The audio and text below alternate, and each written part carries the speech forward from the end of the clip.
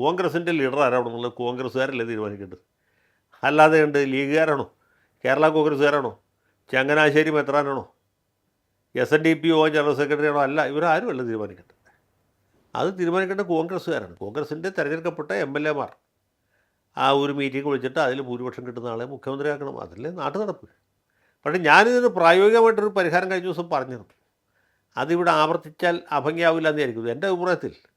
ഈ കോൺഗ്രസ്സുകാർക്ക് ഒരു നേതാവിനെ തിരഞ്ഞെടുക്കാനുള്ള ബുദ്ധിമുട്ടുള്ളൂ. ഇപ്പോൾ സഭയിലുള്ള UDF നേതാക്കന്മാരിൽ ഏറ്റവും സീനിയറായിട്ടുള്ള ആൾ PK കുഞ്ഞാലിക്കുട്ടിയാണ്. കുഞ്ഞാലിക്കുട്ടിയെ മുഖ്യമന്ത്രിയാക്കട്ടെ, എന്നിട്ട് ഇവരൊക്കെ മന്ത്രിമാരായിട്ടിരിക്കട്ടെ. ഇവരെ ആർക്കും ഒരു പ്രത്യേകിച്ച് മനസ്സിന് വിഷമം തോന്നേണ്ട ആവശ്യമില്ല. കുഞ്ഞാലിക്കുട്ടി ഏറ്റവും സീനിയറാണ്. എത്രയോ കൊല്ലത്ത് നിയമസഭാ പരിചയമുണ്ട്, പാർലമെൻറ്റ് പരിചയമുണ്ട്, ഭരണപരിചയമുണ്ട്, ഏതൊക്കെ വകുപ്പുകൾ ഭരിച്ച ആളാണ്. അദ്ദേഹത്തിനൊരു അവസരം കൊടുക്കട്ടെ. ഈ ഏറ്റവും വലിയ പാർട്ടിയുടെ നേതാവ് തന്നെ വേണം മുഖ്യമന്ത്രിയാകാൻ ഒരിടത്തും പറഞ്ഞിട്ടുണ്ടോ? ഒരിടത്തും പറഞ്ഞിട്ടില്ല.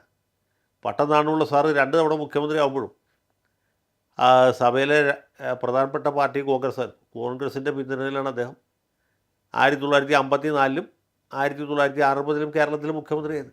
അച്യുതമേനോൻ മുഖ്യമന്ത്രി ആകുമ്പോൾ CPI-യേക്കാളും എത്രയോ സീറ്റുകൾ കൂടുതലായിരുന്നു കോൺഗ്രസ്സിന്, ഇല്ലേ? അതെ. കോൺഗ്രസ് ആദ്യം പുറത്തുനിന്ന് പിന്തുണ കൊടുത്തു, പിന്നെ അദ്ദേഹത്തിൻ്റെ മന്ത്രിസഭയിൽ ചേർന്നു. ആർക്കും ഒരു വിഷമവും തോന്നിയില്ല. CH മുഹമ്മദ് കോയ മുഖ്യമന്ത്രി ആകുമ്പോൾ അദ്ദേഹത്തിൻ്റെ പാർട്ടിക്ക് എത്ര 12 MLA-മാരുണ്ട്. അദ്ദേഹം മുഖ്യമന്ത്രിയായില്ലേ? ഇനി കേരളത്തിന് പുറത്താണെങ്കിൽ എത്രയോ ഉദാഹരണങ്ങളുണ്ട്. ഇപ്പോൾ നിതീഷ് കുമാർ ഈ കഴിഞ്ഞ ദിവസം വരെ ബീഹാറിൽ മുഖ്യമന്ത്രി, 10 തവണ ബീഹാറിലെ മുഖ്യമന്ത്രി.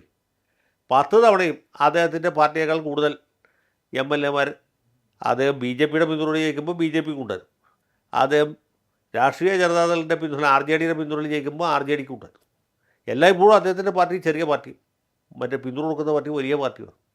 പക്ഷേ നിതീഷ് കുമാറിന് മാത്രമേ ബീഹാറിലെ വയബിളായിട്ടൊരു ഭരണം നടത്താൻ പറ്റുള്ളൂ എന്നുള്ള കാര്യം BJP-ക്കും അറിയായിരുന്നു, RJD-ക്കും അറിയായിരുന്നു. അതുകൊണ്ട് അദ്ദേഹം മുഖ്യമന്ത്രി എന്ന് പറഞ്ഞ പോലെ എന്തുകൊണ്ട് നമുക്ക് കുഞ്ഞാലിക്കുട്ടിയെ മുഖ്യമന്ത്രി ആയിക്കൂടാ എന്നാണ് എൻ്റെ ചോദ്യം.